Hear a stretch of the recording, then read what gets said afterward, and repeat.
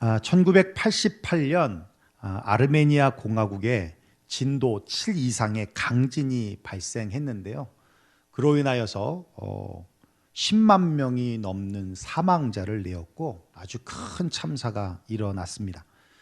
가슴 아픈 소식에 지구촌 모두 숨죽여 언론을 통해 구조 현장을 지켜보았는데 그중에 전 세계인의 이목을 집중시키는 사연이 공개됐습니다.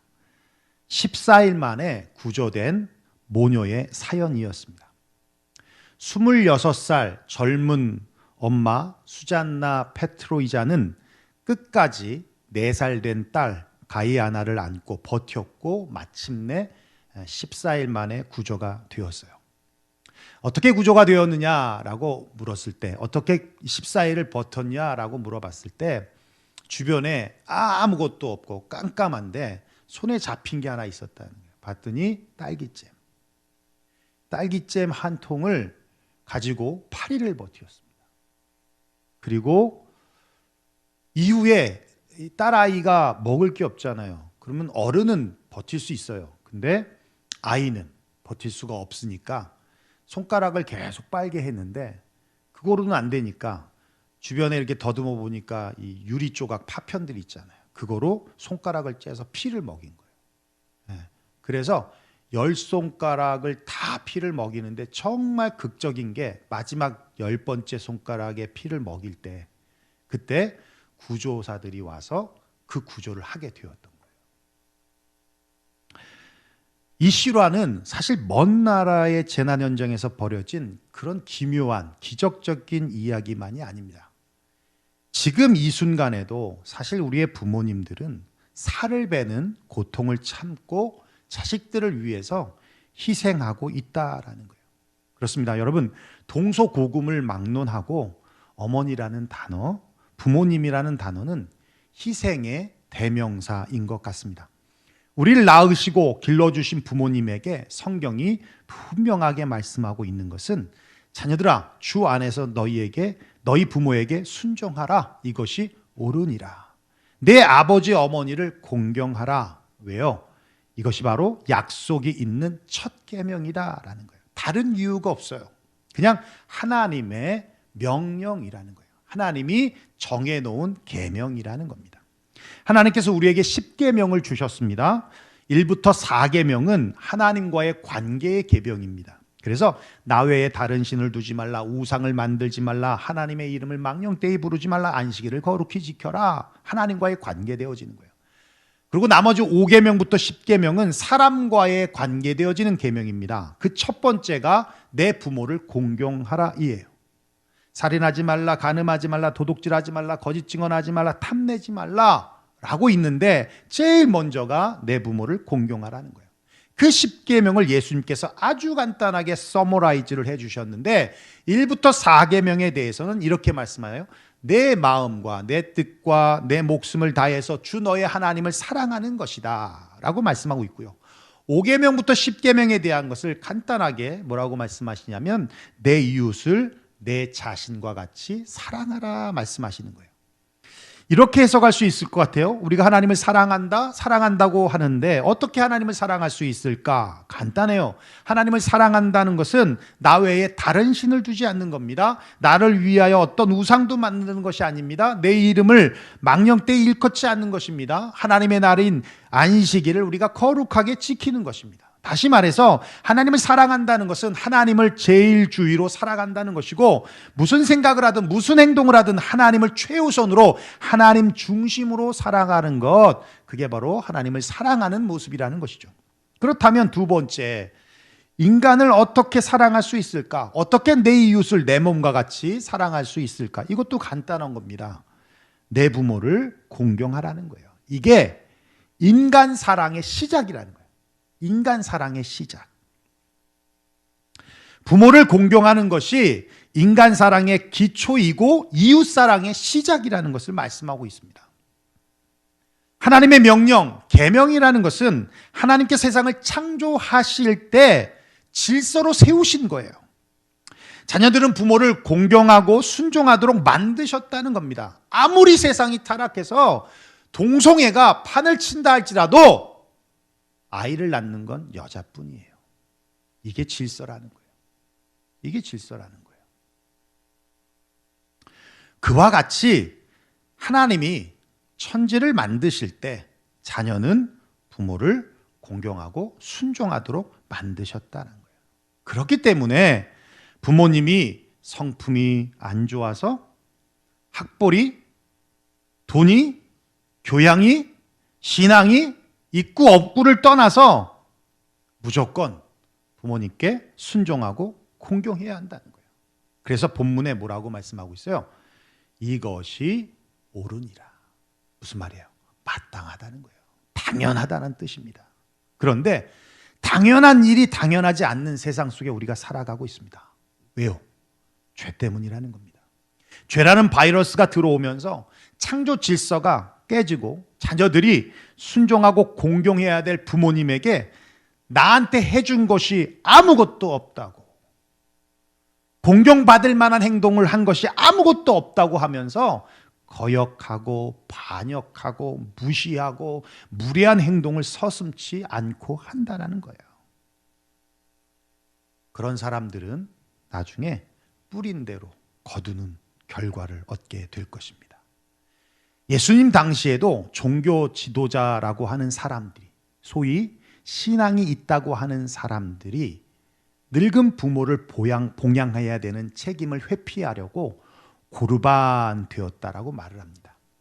마가복음 7장 11절 13절에 보면 이렇게 말씀하세요. 예수님께서 모세는 내 부모를 공경하라 하고 또 아버지나 어머니를 모욕하는 자는 죽임을 당하리라 하였거늘 너희는 이르되 사람이 아버지에게나 어머니에게나 말하기를 내가 드려 유익하게 할 것이 고르반 곧 하나님께 드림이 되었다고 하기만 하면 그만이라 하고 자기 아버지나 어머니에게 다시 아무것도 하여 드리기를 허락지 아니하여 너희가 전한 전통으로 하나님의 말씀을 폐하하며 또 이 같은 일을 많이 행하느니라.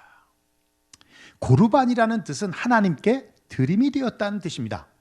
하나님께 헌신했다라는 것이니까 얼마나 귀한 모습입니까? 그런데 뭐가 문제냐면 사람들이 부모님을 책임져야 하는 의무를 피하는 수단으로 이 고르반을 썼다는 거예요. 그래서 부모를 공경하는 것 자체가 계명이잖아요. 그러면 당연히 반드시 지켜야 하는데 고르반이요 하면 난 하나님께 했으니 5계명을 지키지 않아도 괜찮아.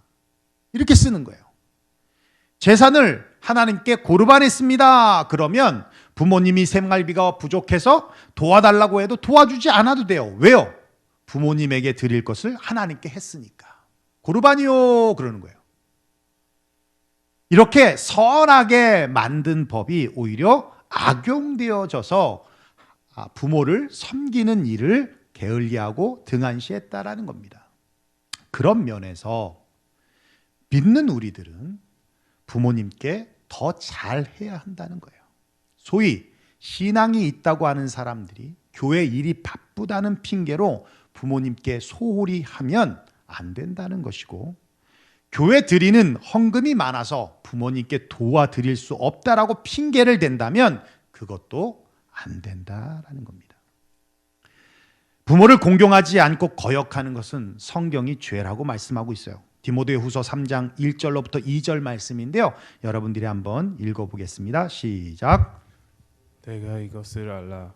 말세에 고통하는 때가 이르리니 사람들은 자기를 사랑하며 돈을 사랑하며 자긍하며 교만하며 회방하며 부모를 거역하며 감사치 아니하며 거룩하지 아니하며. 예, 그렇습니다. 여러분, 말세 때에 이러한 죄악들이 횡행할 것이다 라고 하는 것 중에서 부모를 거역한다 그랬어요.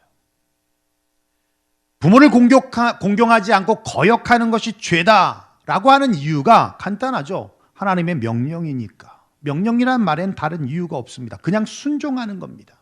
내가 지금 부모님께 순종하지 못하고 공경하지 못하고 있다면 그건 부모의 부족함이 아니라 내 안에 여전히 남아있는 우리의 죄성 때문이라는 것을 인정해야 한다는 거예요. 그 부분을 놓고 우리는 하나님 앞에 회개해야 한다는 것입니다. 그렇다면 왜 하나님은 부모님께 순종하고 공경하도록 계명을 정해 놓으셨느냐? 크게 세 가지로 말씀드릴 수 있을 것 같아요. 첫째는 그겁니다. 우리의 부모님으로부터 우리는 생명을 받았고 생명의 양육자이기 때문에 우리는 부모님께 순종하고 공경해야 합니다. 아무리 삶이 힘들고요, 곤고해도 부모님 앞에서 하지 말아야 할 말이 있어요. 왜 절 낳으셨나요? 이건 절대 이런 말 하면 안 돼요. 부모 가슴에 목 박는 일이고요, 아주 무책임한 말입니다. 내가 지금 이 모양 이 꼴로 사는 것이 부모 책임이라고 하는 책임 전가를 부모에게 하는 거예요. 지가 잘못한 걸. 그 꼴을 보고 있는 부모의 마음을 여러분 생각해 보십시오. 절대 그런 말씀은 안 됩니다. 부모님은 비교할 사람이 없을 정도로 자식 잘 되기를 기도하고 소원하고 또 소망하시는 분들입니다. 그런 부모님들 앞에서 왜 절 낳으셨냐고 한다라는 건 정말 가당치도 않은 것입니다. 어리석은 말이고 아주 무책임한 말입니다.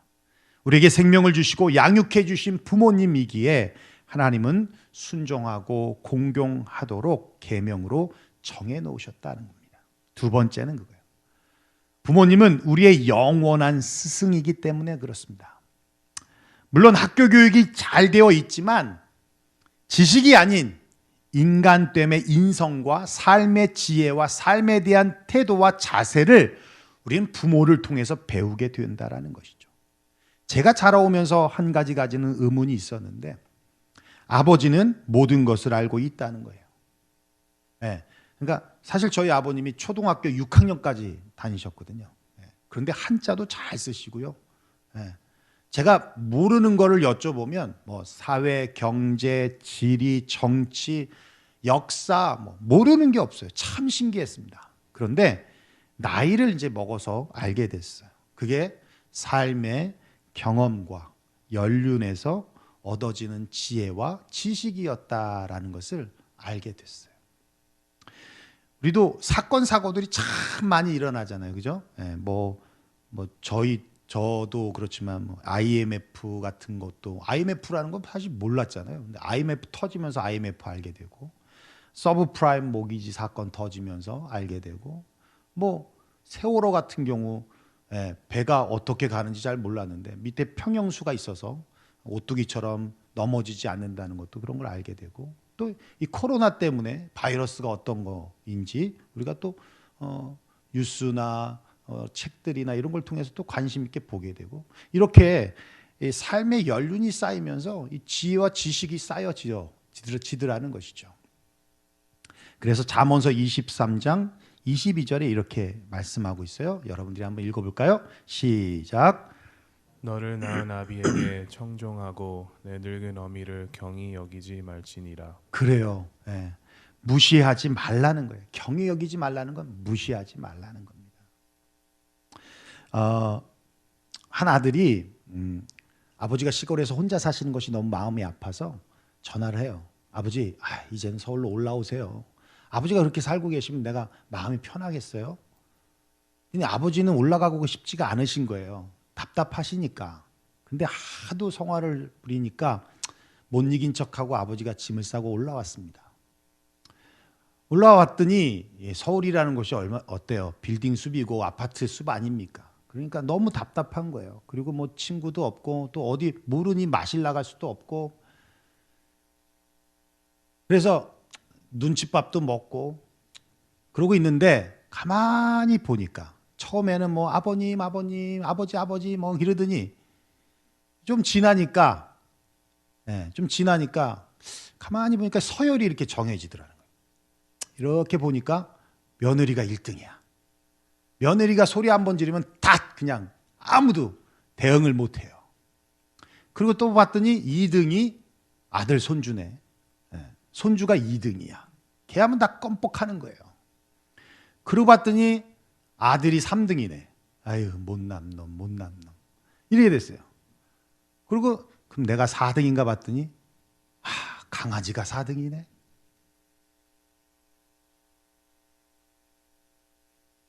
봤더니 5등이에요. 에휴, 내가 차라리 여기서 5등 하느니 집에 가겠다. 그러고 조용히 아들 레위한테 말도 안 하고 조용히 짐 싸서 이제 시골로 내려가면서 메모 한 장을 남겼어요. 간단하게 썼어요. 3등아, 5등은 간다. 여러분도 느끼지 않습니까? 누가 나를 무시하면 알죠. 왜 모르겠습니까? 예. 여러분이 부모님을 무시하면요, 부모님이 모르는 게 아니에요. 그냥 대항할 수 없으니까 참는 겁니다. 연로하다고, 가진 게 없다고, 영어 못한다고, 그럼 무시하면 안 돼요. 그렇게 무시하면 여러분도 나중에 그렇게 무시당할 겁니다. 무시하면 안 됩니다.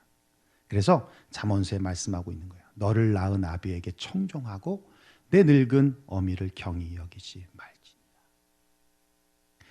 아무리 공부를 못하셨어도, 못 배우셨어도요, 삶에서 얻어진 지혜가 있어요. 그건 못 따라갑니다. 우리가 아무리 축구를 밤낮 가리고 열심히 해도요, 브라질 못 이깁니다. 똑같아요. 브라질은 노냐? 잉글랜드는 노냐? 안 놀죠. 그게 묘해요. 세계에서 아무리 태권도 해도 태권도 종족인 우리나라 못 이기는 거랑 똑같은 거예요. 참 묘합니다. 여러분, 신앙의 연륜이라는 게 있잖아요.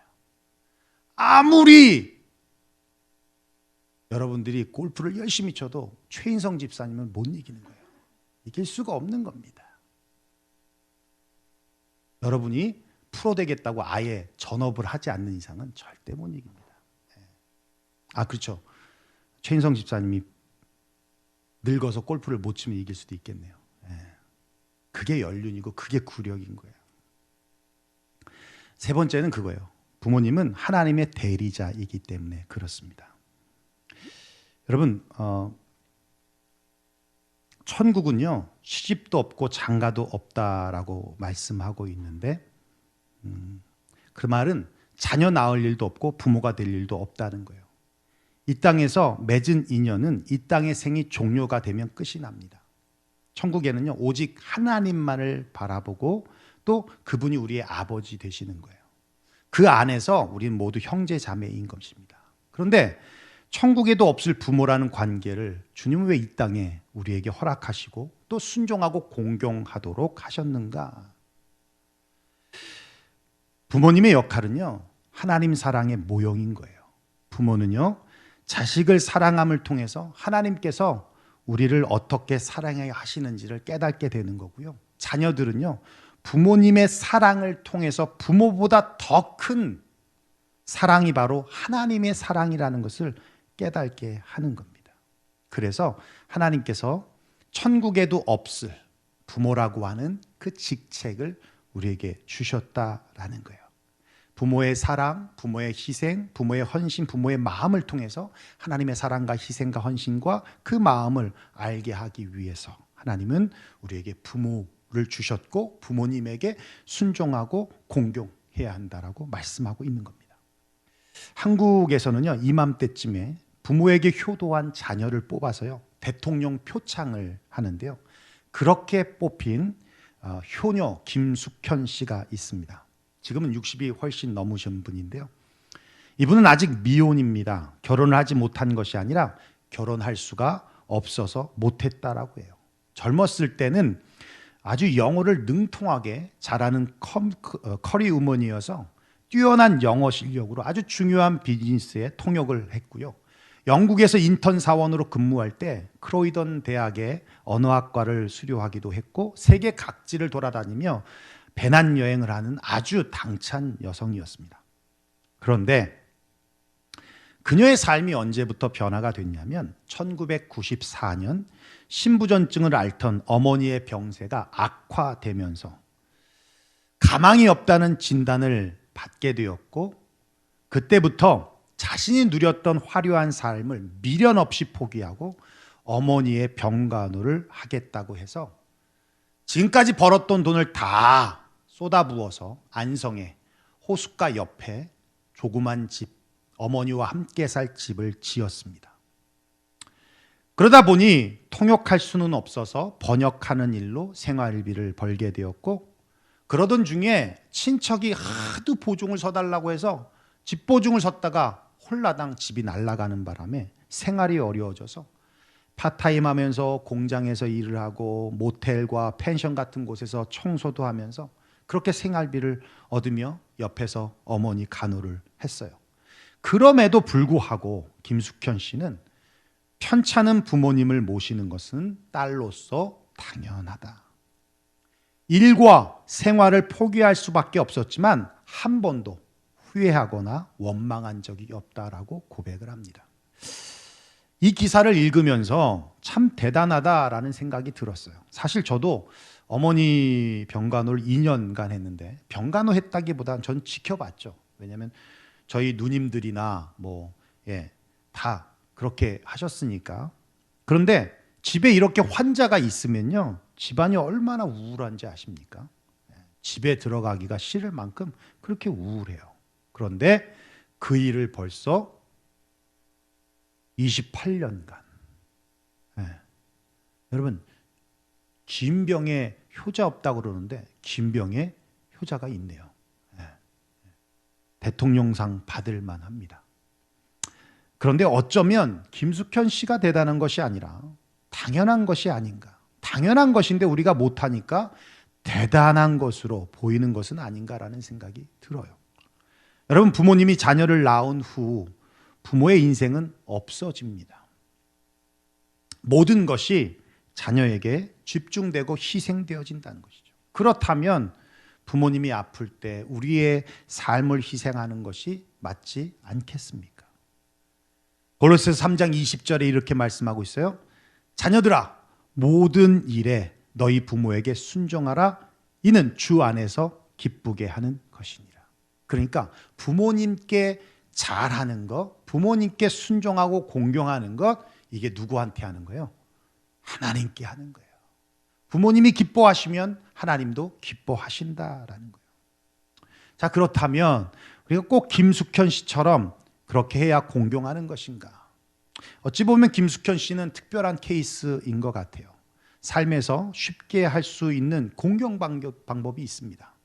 영국 크리스찬 투데이가 부모를 공경하는 5가지의 방법을 소개해 주고 있는데 어렵지 않아요. 첫째는 자주 연락하는 거예요. 중요한 의미가 있습니다. 모시고 사는 것이 아니라, 모시고 살면 서로 힘들 수 있으니까 대신 홀로 사실 수 없다면 모시고 살아야겠죠.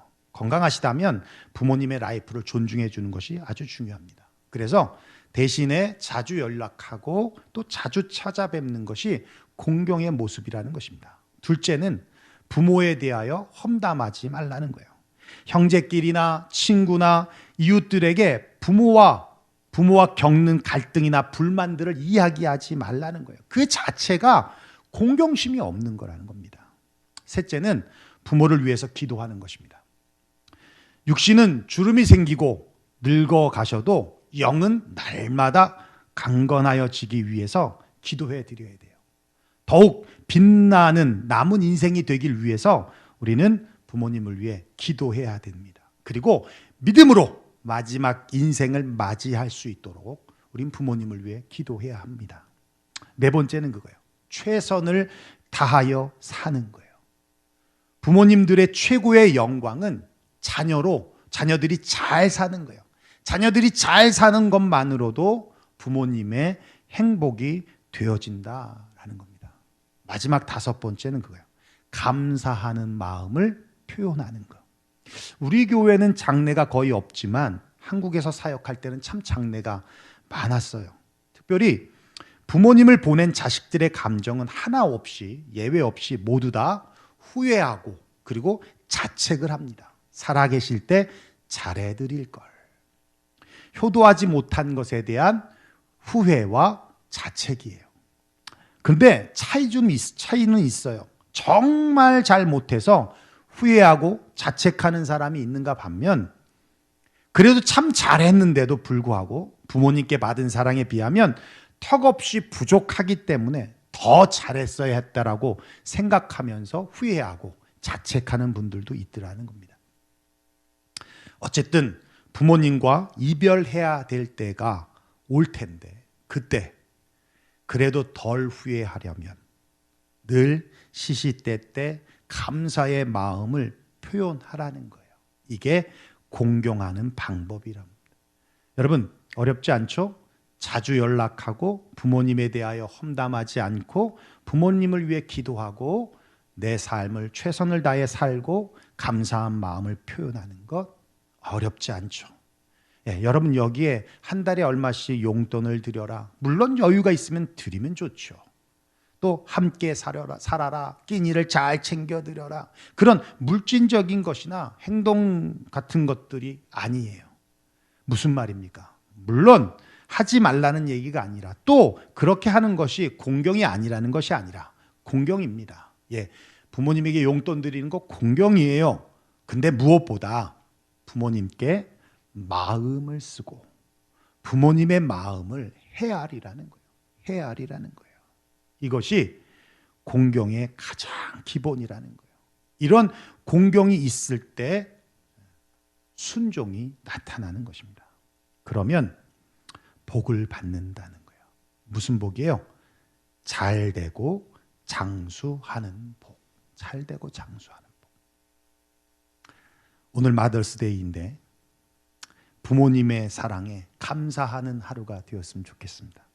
그리고 행복한 가족이 있음에 감사하는 하루가 되었으면 좋겠습니다. 거기에 멈추지 말고 한 걸음 더 나아가서 이런 가정을 주신 하나님께 그렇게 감사하는 하루가 되어지기를 주의 이름으로 축원합니다. 기도하겠습니다.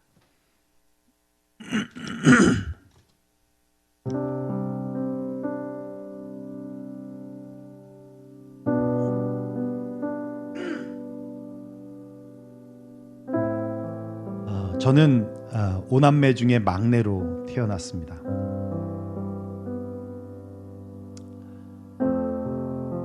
모르겠어요. 저만 느끼는 건지 아니면 막내들은 다 그렇게 느끼는 건지 모르겠지만 저는 막내로 태어난 것이 늘 감사하다고 생각을 했습니다. 저희 부모님 때는 다 그렇지만 아무것도 없이 정말 빈손으로 두 분이 만나셨고 결혼을 하셔서 저까지 5을 낳으셨어요. 먹여 살리느라 밤낮 가리지 않고 일을 하셨습니다. 그래서 제가 태어날 때는요 어느 정도 자리를 잡았어요. 저희 큰 누님은 육성회비 낼 돈이 없어서 학교 가는 게 너무 부담스러웠다고 그래요. 그리고 전학을 정착하지 못했으니 이리저리 이사를 많이 다녔겠죠. 그러니까 전학을 참 많이 다녔대요. 근데 저는 전학을 간 적이 한 번도 없거든요. 막내라 그런지 저는 가난을 경험하지 않았습니다. 물론 형님이 입던 옷을 이어받았기에 불공정하다는 생각은 있었지만 삶이 불편하지 않았어요. 그리고 어느 순간은 내가 더 커버려가지고 형님이 저보다 키가 작아요. 그래서 더 이상 얻어입지 않았습니다. 누님들의 사랑을 많이 받고 자랐고요. 할머니의 사랑을 참 많이 받았습니다. 그리고 가정에 대한 책임도 항상 저는 제외였어요. 막내이다 보니까. 지금도 가족들을 만나면요, 제가 막내이기 때문에 또 제가 목사라서요, 물질적으로 많이 웨이브를 해줍니다. 네. 그래서 제가 가족 만나서 돈을 내는 일이 거의 없어요. 뭐 거의 없죠. 없다 봐야죠. 다 뭐 누님, 형님, 매형들. 그리고 막내다 보니 뭐 부모님 모실 그런 책임이 없잖아요. 형님도 계시고 그러니까. 그래서 장가가는 것도 어렵지 않았습니다. 그런데 요즘 들어서 막내라는 것이 참 야속하게 느껴지는 딱 한 가지가 있는데요. 어머니와 너무 빨리 이별했다라는 거예요. 지난번에 저희 큰누님과 통화를 하는데 큰누님은 어머니와 함께했던 추억이나 시간들이 참 많더라고요. 제가 26살 때 어머니가 돌아가셨거든요. 그때는 몰랐어요. 뭐 돌아가시는 것이, 그때는 뭐 2년 동안 병간호를 했기도 했고 어머니가 고통스러워 하시니까 차라리 빨리 천국 가시는 게 좋겠다 생각했는데, 이게 시간이 지나면 지날수록 잊혀지질 않는 거예요. 그렇더라고요. 그때는 철도 안 들고 그럴 때였으니까. 그러면서 참 내가 어머니를 너무 몰랐다라는 생각이 들고, 참 어머니와 추억을 맺고 했던 일들이 참 많지 않았다. 지금도 생생하게 기억나는 한 가지는요, 저희 형님까지 결혼을 다 하셨고 저 혼자 남았거든요. 어머니가 갑자기 가게에서 들어오시고는 저를 부둥켜 안고 하시는 말씀이 뭘 하시냐면, 이제 너가 먹고 싶은 거 다 말해, 다 해줄게.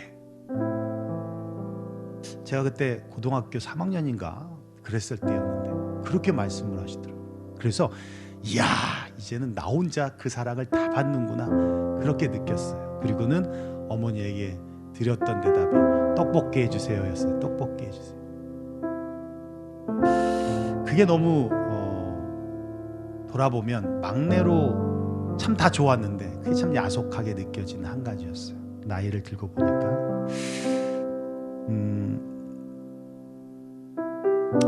여러분들도 마찬가지겠지만 저는 우리 어머니는 평생 안 죽을 거라 생각했고 평생 함께 할 줄 알았는데, 생각보다 뜻밖의 빨리 그 이별이 찾아왔습니다. 이별 중에 눈물이 가장 많은 이별이 어머니를 떠나 보낼 때라고 합니다. 부모님이 살아계실 때 부모 자식 간의 따뜻한 사랑을 원 없이 여러분 나누시고, 또 부모님과 아름다운 추억들을 많이 남기십시오. 그게 나중에 여러분이 나이를 먹었을 때 그 추억을 곱씹으면서 어머니에 대한 기억을 하게 만들 거예요. 오늘은 우리 부모님을 위해서 좀 기도했으면 좋겠습니다. 귀한 부모님을 주신 주님께 감사의 기도를 했으면 좋겠고요.